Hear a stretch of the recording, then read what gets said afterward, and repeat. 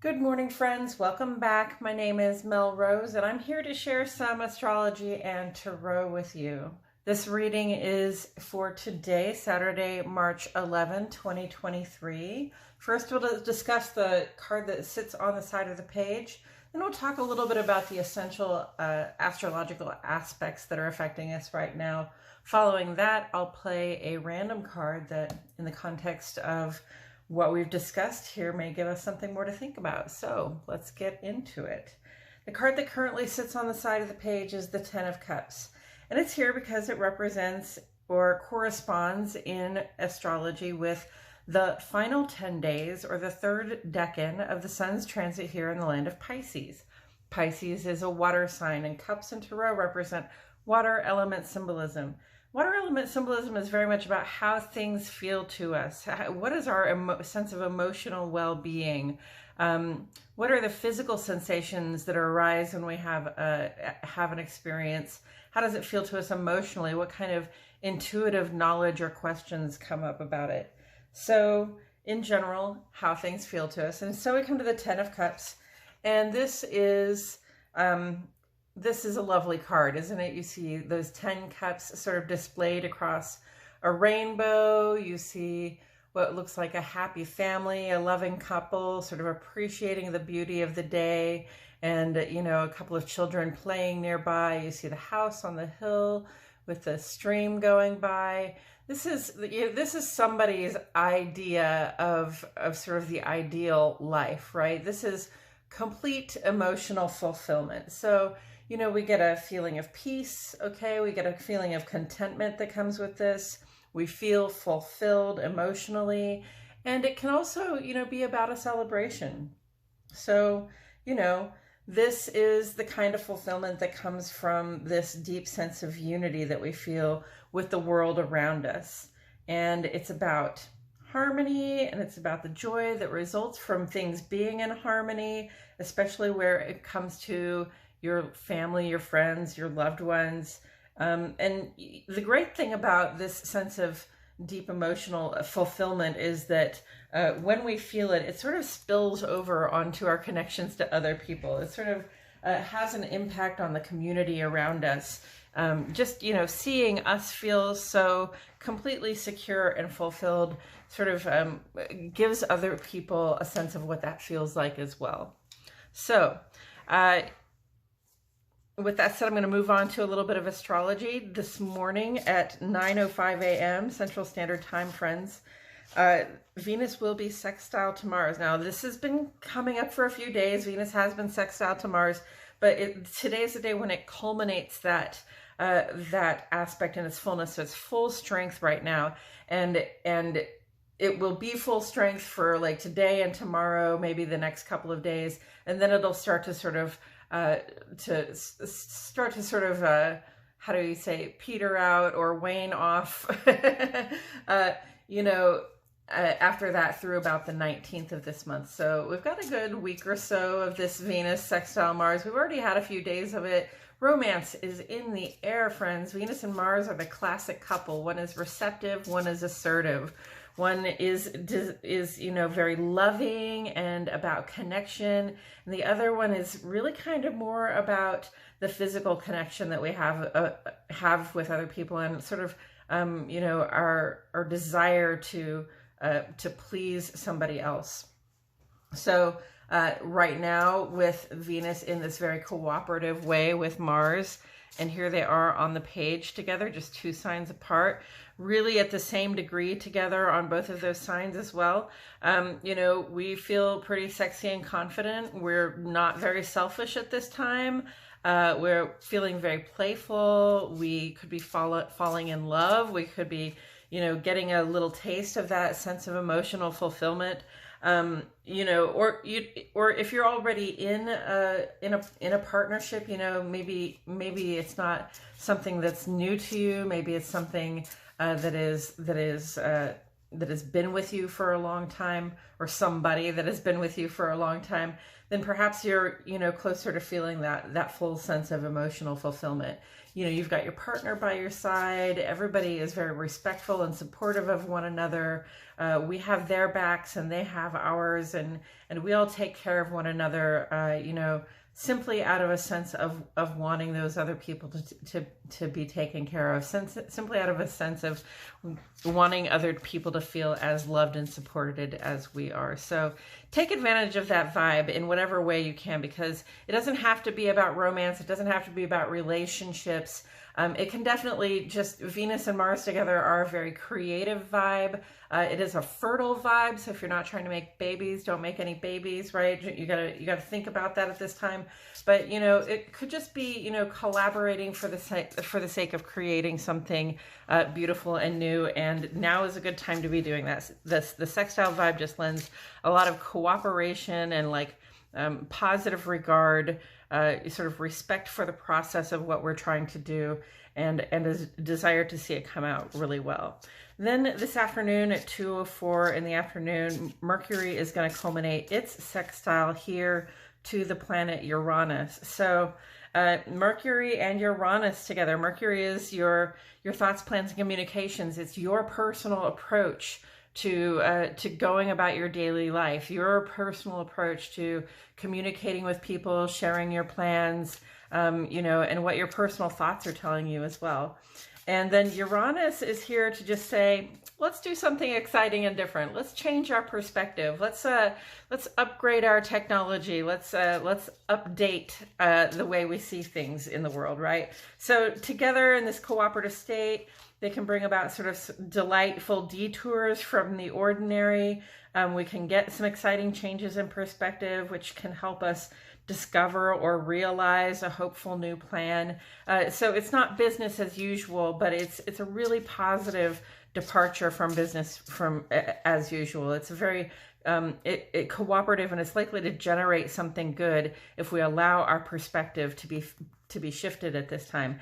And again, this is something that's been coming up for a few days, and it will be with us. It'll be full strength for maybe a day or two. Mercury moves pretty quickly, and then it'll linger, and it'll get the vibe will be a little bit weaker through about the 14th. So just for a few days will this one be with us, but please take advantage of it. If you are offered a new perspective, or if you get a chance to talk to somebody you've never spoken to, if you are introduced to a strange or quirky new character, definitely take some time to listen to what they have to say. Okay, definitely take an opportunity to have your outlook changed, to have your perspective shifted. Okay, it can really help you, again, like I said, generate something beautiful and new. So these two together, very wonderful for just creating in general, feeling that vibe of creation, feeling that ability to get something started, to create something beautiful and new. And also, like with the shift in perspective, something new as in exciting, as in different from what we normally do. Okay. And then coming up, this will be after midnight tonight on Sunday morning at 12:52, and this will stick with us through the beginning of April. Jupiter and Chiron have reached their full conjunction. Now, I told you a while ago that this was coming up. They've been closing in on one another for a while, and Jupiter moves a lot more quickly than Chiron, so it's going to pass Chiron up eventually. But they're gonna hang together for a little bit. They're going to sort of start to separate and then get back together and then start to separate again. Jupiter, you can see with the naked eye, you can see where it is in the sky, but Chiron, you cannot. So you will not be able to go out and look at them together in the sky like you could with Jupiter and Venus, or Venus and Saturn for that matter. And Jupiter and Chiron, Jupiter is our giver. It's the generous aunt or uncle who just always wants you to have what you need in order to feel that you are growing, that you are gaining in life, that you have opportunities to expand your sense of what you can be, do, and have, right? And then Chiron is really about healing, wounds that we have. And in Aries, these are both about, well, Jupiter is about finding that expansion by taking action. And Chiron in Aries is about those old social wounds, those wounds that make us feel like we can't be ourselves or we couldn't fit in somewhere. And so, maybe we got embarrassed or put on the spot or left out, something like that. Well, together, they say that when you take action to heal from those old embarrassments or those old feelings of exclusion, when you take action to sort of express what it is about that feeling that you're leaving behind that no longer applies to you because, hey, that was a long time ago, and now we know where we belong and we know how we can be ourselves and express ourselves among other people, hopefully.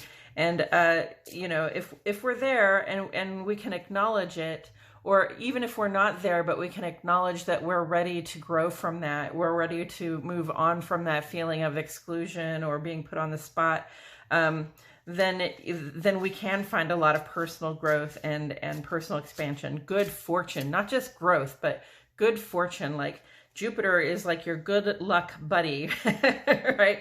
Jupiter is the 4-leaf clover, all right? So, put that 4-leaf clover, tuck it in the brim of your hat and keep it close to your brain while you're thinking about all the ways where those old wounds no longer affect you and no longer apply. So you don't have to keep defending yourself or keep worrying about whether you're going to fit in or whether you're going to be able to be yourself in certain situations, because by now, hopefully we know who we are, or we're trying to find out who we are, and we no longer want to allow those old experiences to limit us, right?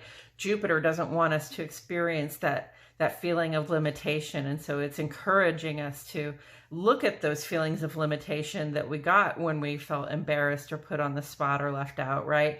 Look at those feelings we got when those feelings of limitation we got, and be ready to take action to let them go. All right. So it is our good fortune at this time to find solutions to problems we have with feeling welcome or fitting in. Resolution to these issues brings growth and personal expansion. It brings good fortune. So please, if you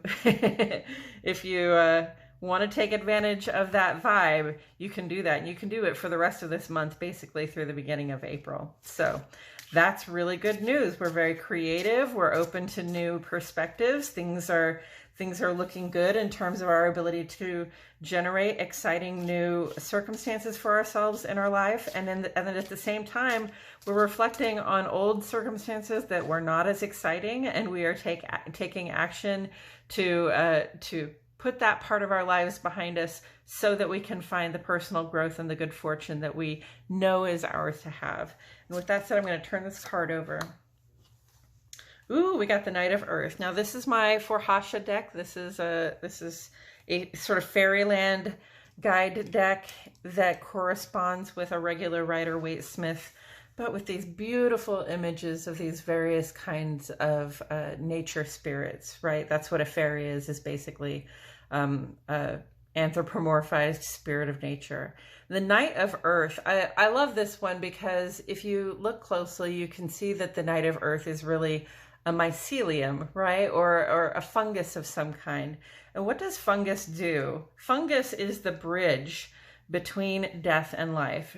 Fungus is the stuff that breaks down what is no longer living, breaks down organic material that has come to the end of its life cycle, and turns it into the stuff that nurtures new life. So, it takes, the dead plants, it takes the leaves, it takes, the dead animals and bugs and whatever else might be out there in the forest losing its life because, it's all being born and growing and dying at the same time when you're in the forest.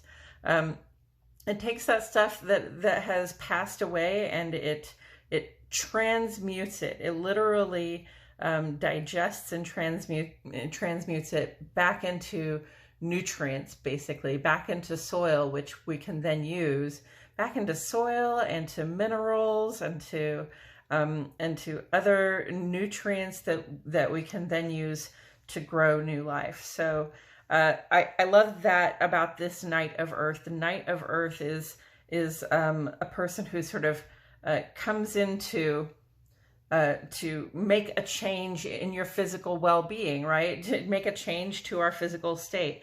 The knights are in motion. They do bring about change. They sort of ride in, in traditional tarot, they ride in on a horse. They're very well supported. The Knight of Pentacles usually comes looking like they have a coin in their hand, like they're making an offer of some kind.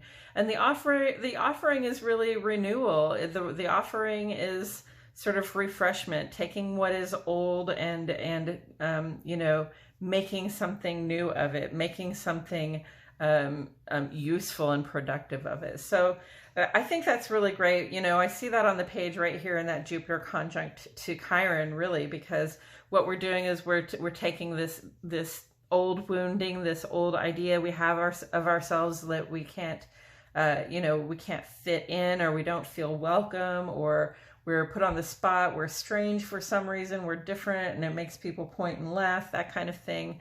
Those old feelings of rejection and exclusion, at this time, it's time to think about letting them die, right? It's old, it's gone, it's behind you, it's in the past, it doesn't really exist anymore except in your memory, in your heart, in your insistence that it continues to exist, right? So, time to sort of let those dead things of the past lay where they are, and take action toward take action in the direction where you see good fortune coming your way, right?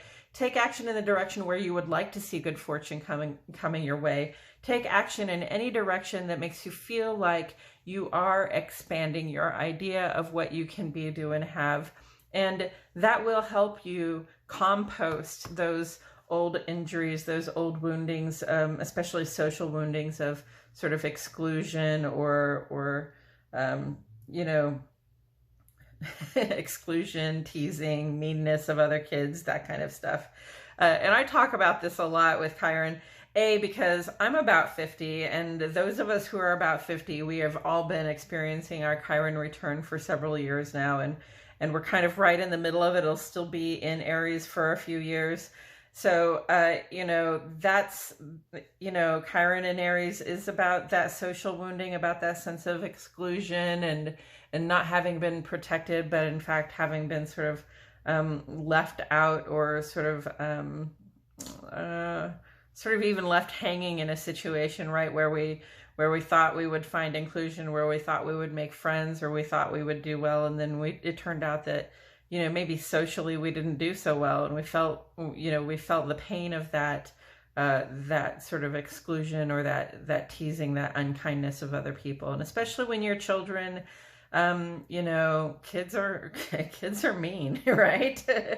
And kids are mean because they get shown that, at home, they get shown that in other parts of life, that sort of, in order to come out on top, you have to make somebody else be on bottom, right? So, at this point, at 50, if you're around my age, and a lot of you are, during your Chiron return, you can look back on some of those old wounds of exclusion. I know that I can, and say, hey, you know what?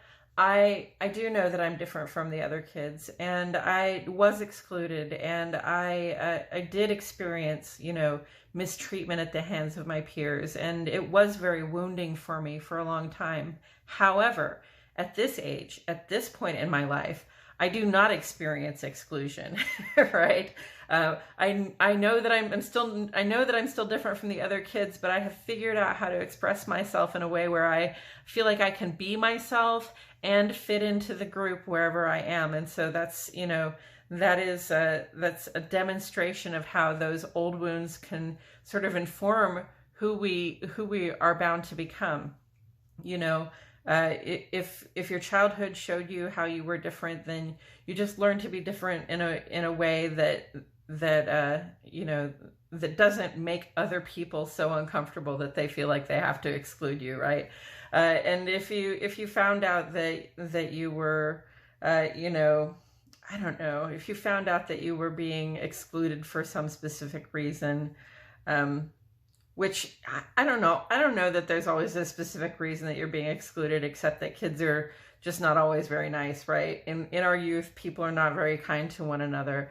And so, you know, when you've experienced unkindness at the hands of other people, and then you grow, you realize that people are unkind because they were shown unkindness. You know, people are abusive because they were shown abuse, right? So, you know, there's a certain amount of forgiveness that has to go into that. Forgiving yourself, forgiving forgiving yourself for being unkind, forgiving others for being unkind. Forgive us, we did not know what we were doing, right? And at this point in our lives, it doesn't matter as much as long as we know how to be kind, and we know how to include people, and we know how to not try to make other people feel as though they are less than, or not, you know, bring that wounding into other people's lives, right? Which certainly now there are people being born again with Chiron and Aries who are going to experience those social wounds. And so, you know, in another 50 years, we'll be right back here, you know, talking about, you know, how we have grown from those things, and what kind of good fortune can come our way when we manage to do it. So, yes, take action. Notice the healing that you've undergone, or if you haven't undergone the healing, notice what healing you're trying to undergo right now, because it's about those wounds of exclusion, and you know, or those wounds of abuse, those wounds that we met when we were kids, that were about fitting in and feeling welcome, right? And you know, as a result of having noticed that, you know, we also have the power at this time to notice when that's happening to somebody else, and give them give them a little hand up, right? Give them a little assistance, give them a little reassurance that it's not always going to be that way, and that those wounds will heal, okay? This is about transmuting that icky stuff of the old life, and turning it into something that we can use to grow something beautiful and new, right? And there's creativity in that, growing something beautiful and new, starting something different, a shift in perspective, right? And then our ability to create is there as well. So that's a beautiful card to come up for today. I'm really happy to see it. And put together here with the 10 of Cups, I mean, that's just beautiful. I just think that's beautiful. You know, this is complete emotional fulfillment, and, you know, complete emotional fulfillment doesn't come when you are getting those social wounds, right? When you're being excluded or picked on or teased or mistreated by other humans.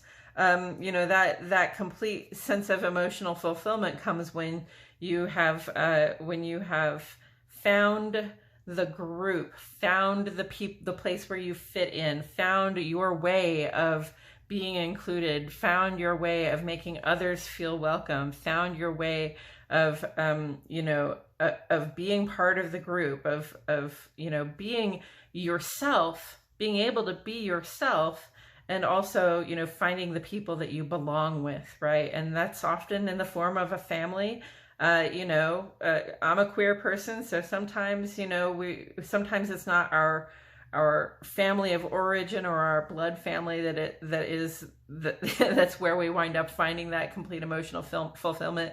Sometimes that's in partnership, and sometimes that's just in our chosen family, and those lifelong friends that you've made that you know, do accept you for all of your quirks and strangeness, and who will always welcome you, right? And vice versa, you accept them, and you will always welcome them, right? So, yes, please undergo the shift, undergo the transformation, okay? From something that is rotten and you know, decomposing. Allow the rotten parts of yourself to decompose. Allow those old wounds that no longer really have any bearing on your life, allow them to go ahead and decompose. Don't hold on to them as though as though that scar has value, or as though that memory has any value. That memory only had value for so long as you needed to be able to remember it, so that you could heal from it, right? And now it no longer, even the memory of it doesn't have value, right? You can allow that to decompose, and you can allow that to be transformed into something beautiful and new, some sort of creation that is your own, where you feel welcome, where you feel like you can be yourself, and where you feel like the people you keep around you are welcome and can be themselves. And that's where we get that emotional fulfillment, is allowing that old stuff to die, allowing it to decompose, putting it completely behind us. Not as easy said as done, okay, I will grant you that, but it does take time, and sometimes it takes like a little bit of like not really doing anything about the fact that it's decomposing, right? Sometimes you don't really get to help mycelium along. You don't really get to help the mushrooms, the fungus do their work. They just do their work, right? The other thing I want to say about fungus that I think is fascinating is that the system of fungus interconnects the roots of the trees in a forest, and it allows those trees to communicate with one another. We thought that they were communicating through their root networks, so that like when the trees are in danger, when one gets cut down, or when there's a storm, they kind of alert one another, and they respond in their way to make it more difficult for them to be destroyed, right? But now we find that it's not necessarily the root network, it's the mycelium network. It's the fungus that lives on the roots of all the trees and in between them all, that helps them to transmit those messages, of danger, of sunshine, of wind and rain, of, this kind of animal is in the forest, now this kind of animal is in the forest, right?